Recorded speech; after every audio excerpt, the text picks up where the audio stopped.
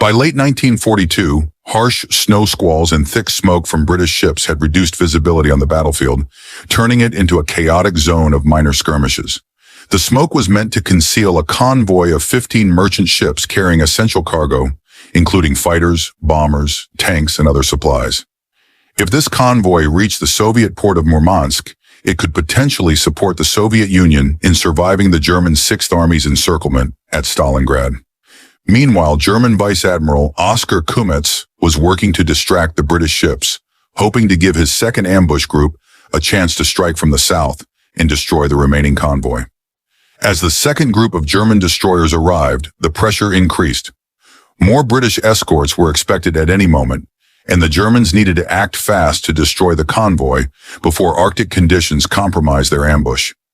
On December 22, 1942, the Allied convoy JW-51B departed from Lochhew, Scotland, en route to Murmansk, with critical supplies for the Soviet war effort.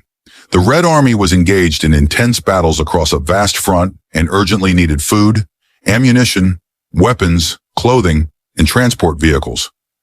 The situation was becoming desperate. Major Soviet cities like Leningrad and Stalingrad were under siege, and their loss would be catastrophic.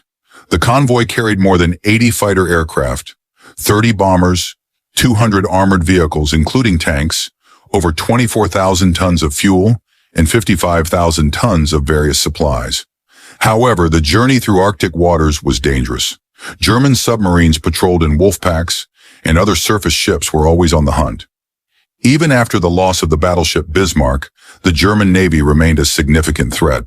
Determined not to repeat the disaster of convoy PQ-17, the British Royal Navy assembled a strong escort force for JW-51B.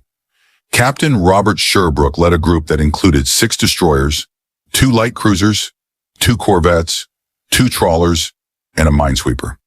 The destroyers were HMS Achates, Oribe, Orwell, Obedient, Obdurate, and the flagship Onslow.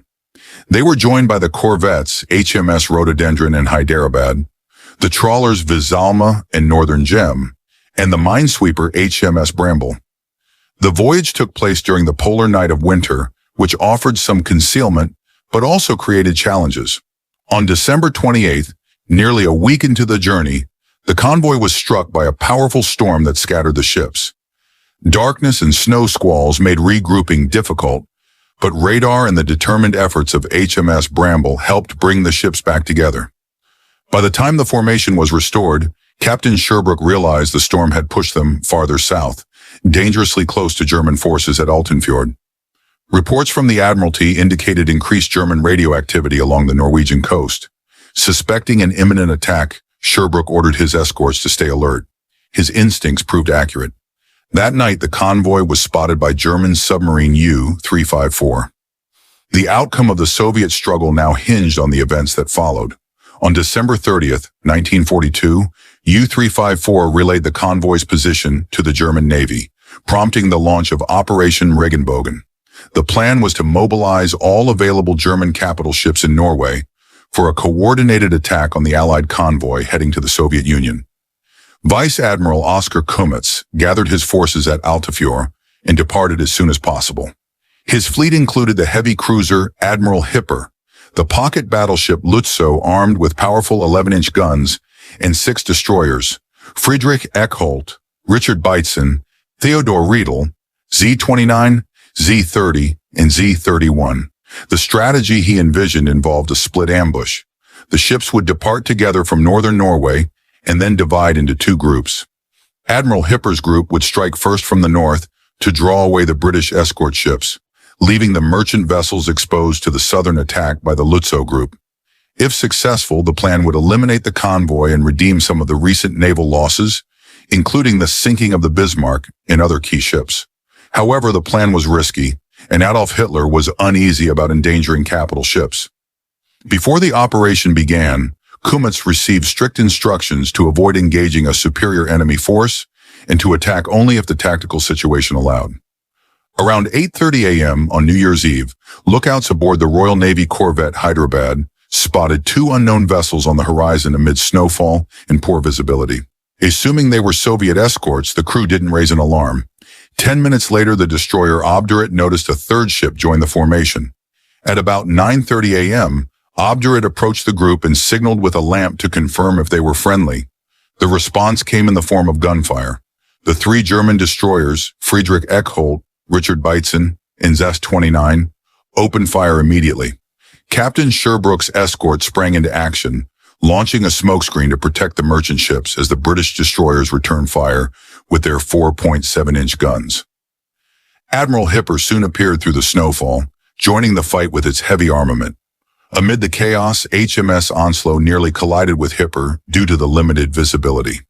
Despite the danger, Captain Sherbrooke pressed forward and entered combat. After one of the British destroyers was severely damaged, Kummetz directed Hipper's firepower toward Onslow. The British ships found themselves under heavy pressure and pulled back while simulating torpedo attacks to force Hipper to maintain distance. The tactic worked, and the Germans were left firing blindly through the snow and smoke.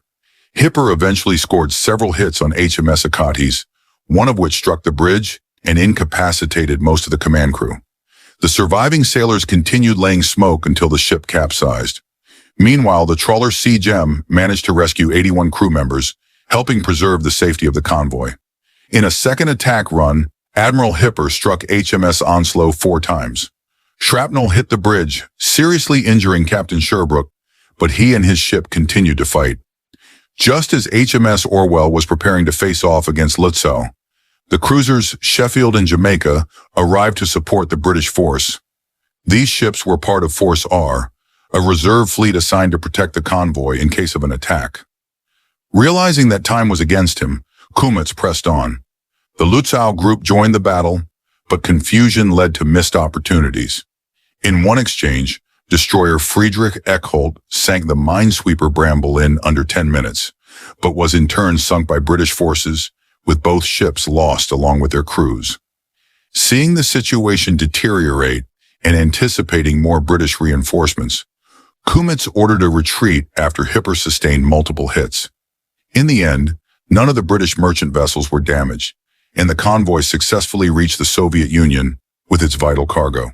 Adolf Hitler was furious with the operation's failure and blamed Admiral Raeder, demanding the decommissioning of all 13 of the Kriegsmarine's capital ships. Instead of complying, Raeder resigned, and Admiral Dönitz took over command of the German Navy. From that point on, Germany ceased deploying major surface vessels and focused entirely on submarine warfare for the remainder of the war. Let me know if you'd like to continue this process with more text.